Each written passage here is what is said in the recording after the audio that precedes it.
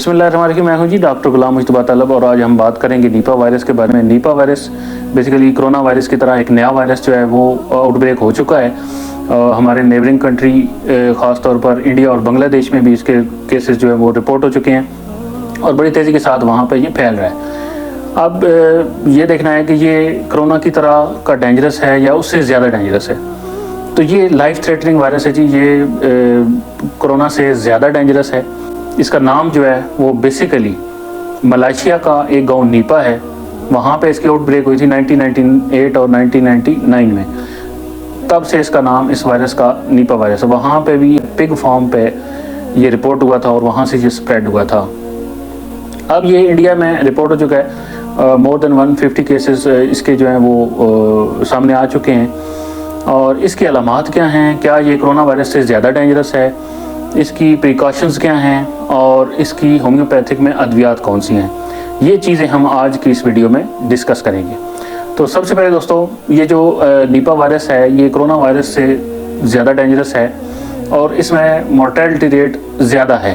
शरह अमवात corona virus की निस्बत ज़्यादा है। ये एक बैड लक है और बदकिस्मती से ये वायरस जो है वो जानलेवा साबित हो रहा है। इसमें सिम्टम्स क्या हैं? हेडेक है, सर दर्द और बॉडी चेस्ट, बॉडी पूरे जिस्म में दर्द है, बुखार और वॉमिटिंग, उल्टी आना, ये इसकी अलामात हैं। सांस की तकलीफ और निमोनिया वगैरह भी इसकी सिम्टम्स और अलामात में आता है। इसके साथ ये नर्वस सिस्टम पे भी अटैक करता है और मल्टी ऑर्गन फेलियर भी होता है। फैलाव है वो तो एक तो ये पिग की वजह से और दूसरा ये जो बैट चमगादड़ है इसकी वजह से हो रहा है। तो इसके बचाव के तरीके क्या हैं? ह्यूमन टू ह्यूमन भी इसका अब फैलाव जो है वो हो रहा है। तो बचने का तरीका ये है जी कि आप इन चीज़ों से कम इंटैक्ट रहें। पिग से और बैट्स, ये जो चमगादड़ है, इनसे कम इंटैक्ट रहें तो इससे बचा जा सकता है। फिर उनकी एक्सक्रीशन से बचा जाए, उनका गोश्त कंज्यूम करने से बचा जाए और ऐसे अफराद जो इससे मुतासरा हैं उनसे भी बचा जाए। उनको सेपरेट कर दें और जब तक वो रिकवर नहीं होते दूसरे लोगों से वो अलग रहें। कॉन्टेमिनेटेड जो फ्रूट्स होते हैं, कॉन्टेमिनेटेड जूसेस होते हैं, कॉन्टेमिनेटेड वाटर होता है जो आलूदा होता है, जिसको एक्सपोजर हासिल होता है फ़िज़ा में, ऐसी चीज़ों से और ऐसे खानों से बचना चाहिए। बाज़ारी खानों से बचना चाहिए और प्रॉपर्ली बॉइल्ड वाटर वो यूज़ करना चाहिए।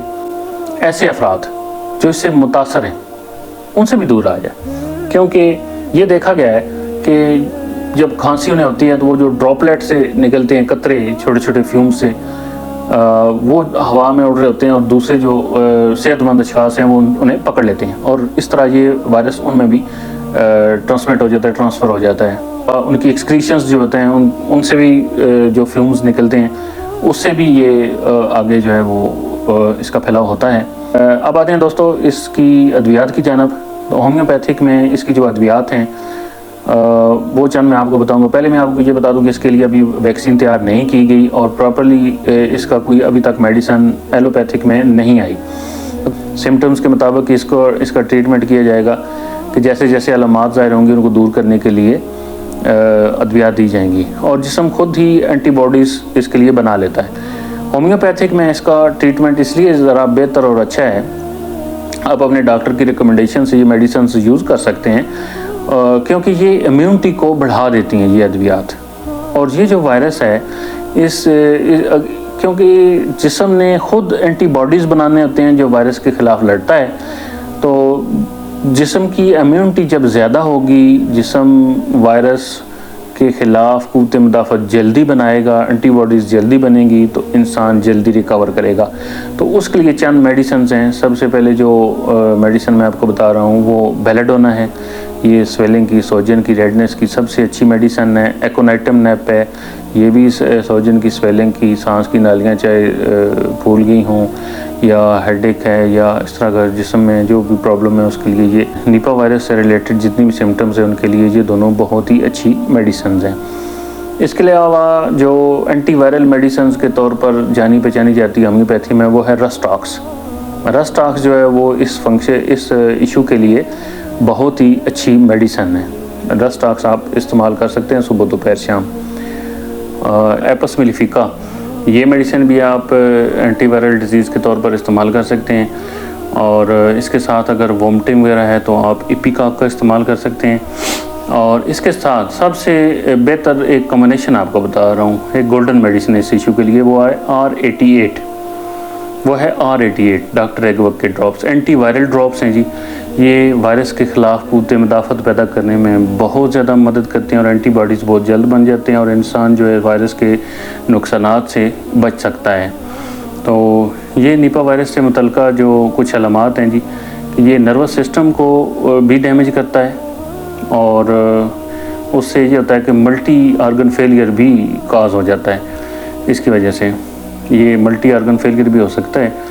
तो इसलिए जो है वो आपने नर्व्स को, इम्यूनिटी को और एसाब को, नर्व्स को एम्पावर करने के लिए आपने जिनसिंग का इस्तेमाल भी करना है पेशेंट्स में, ताकि वो उनकी जो एसाब हैं, जिनसिंग उसके लिए बेस्ट मेडिसन है।